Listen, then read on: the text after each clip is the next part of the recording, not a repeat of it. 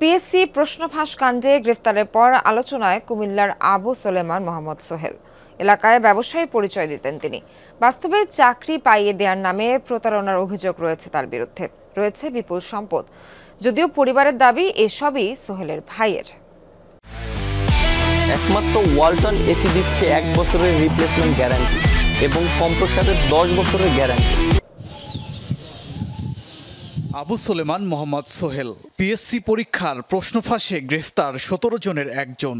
কুমিল্লা সদরের বানাশুয়া গ্রামের বাসিন্দা তিনি। তার বাড়িতে যমুনা টেলিভিশন।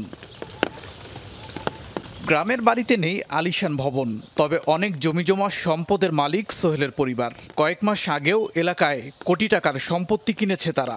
এ বিষয়ে পরিবারের কেউ কথা বলতে চান না। স্বজনদের দাবি এসবের মালিক সোহেলের ভাই।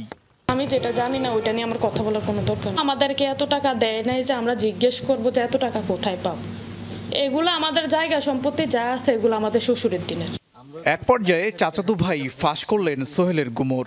জানালেন তার প্রতারণার গল্প।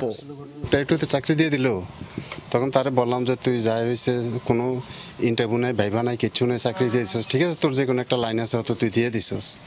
আর এসব যাতে কী তা এখন বাংলাদেশটা আমার হাতের মুঠে, আমরা এসব লইয়ে তো খেলাবেলা করে এটি চলি। মিরপুরের ব্যবসায়ী হিসেবে সোহেলকে জানেন এলাকাবাসী। তার গোমর ফাঁসের পর হতবাক সবাই। ব্যবসা বাণিজ্য করে, এরপরে গার্মেন্টসের নাকি শেয়ার আছে বা নিজেই মালিক, এরকম ধরনের বাড়িতে আসলে বা শুনি। কবে বড় হয়েছে, কবে এত টাকার মালিক হয়েছে, এটা কিন্তু আসলে আমরা এখন জানতে পারলাম আর কি, আগে কিন্তু আসলে জানতাম না। এটা তো অবশ্যই নিন্দাজনক, আমাদের সবার জন্য অপমানজনক। 3 ভাই ও 2 বোনের মধ্যে সোহেল সবার ছোট। মুরাদনগর, দেবিদার ও ঢাকায় তার বেশ কিছু ফ্ল্যাটসহ দোকানপাট রয়েছে বলে জানা গেছে।